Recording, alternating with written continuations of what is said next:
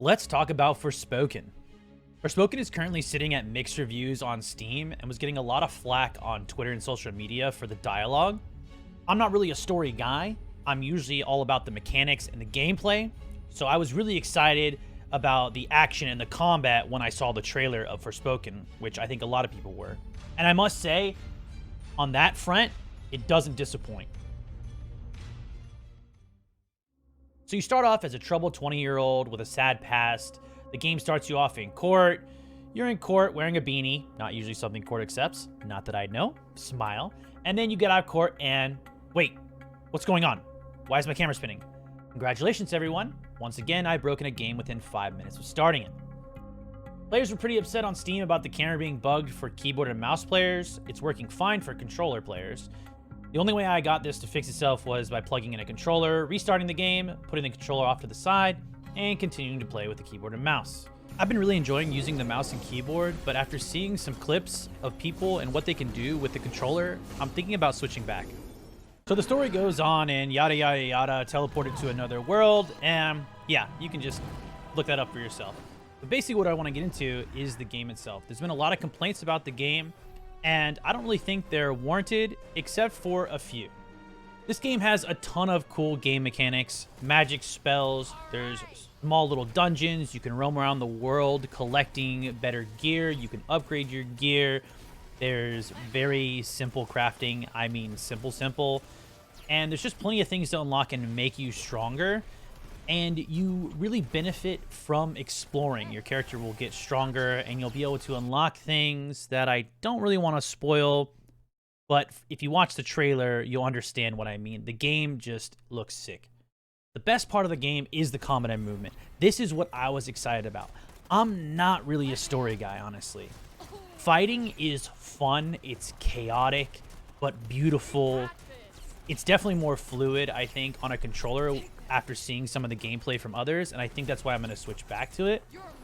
The combat just fully engages me. You're switching between skills, you're parkouring, you're dodging, you have to watch for things, you're building up your ult or your power surge. It's extremely fun. The power surge ult, it requires different skills to be used every time you want to build it up, so you actually have to pay attention, and it forces you to use different skills. I love switching between these abilities or skills. It's very involved combat. It feels very fun. You can get creative with it. It really makes my brain happy when you can play very quickly like that. It makes me very excited. The movement feels great, except I wish the auto lock feature was better. Sometimes I find myself trying to auto lock onto people and it just doesn't happen. I know that people actually don't really care about this.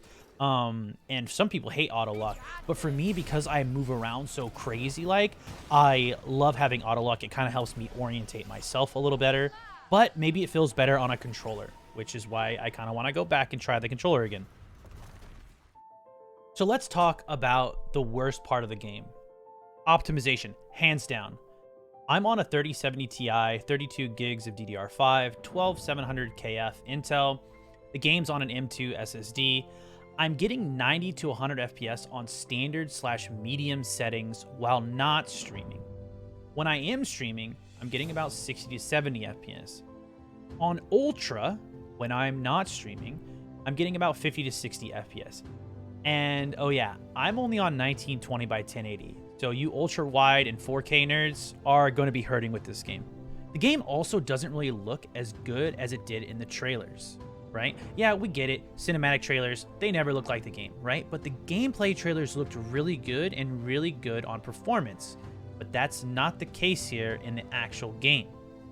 Apparently the graphics were reduced before launch to help with performance, so I can only imagine what kind of performance they were getting before the graphics were reduced. If that's true, you should probably fact check me on that though. The other thing that I don't really like, and this is just a me thing, is the intro is very long. And I hate when games force me to walk. Please just let me run. I want to go, go, go, go, go. A lot of games do this. Anthem did this in the hometown, and it drove me nuts. Side note, I really liked Anthem. You can judge me for that. That's fine. I wouldn't say that this is the worst part, but the story to me is kind of meh.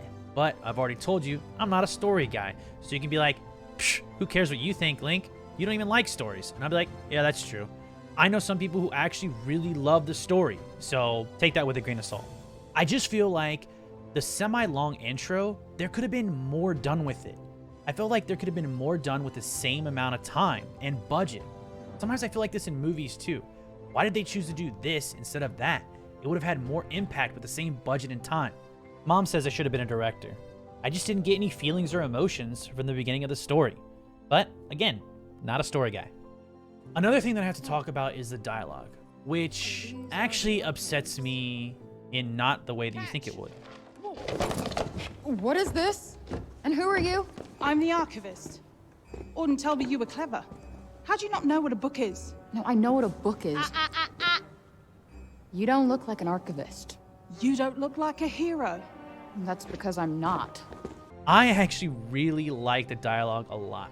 The main character talks like me, she's funny, she's witty, just like me. I really liked it, and everyone online hated it. And I'm like, kind of associated with this girl a little bit, and you guys don't like the way she talks, which means you don't like the way I talk, which is kind of fucked up. But it is what it is.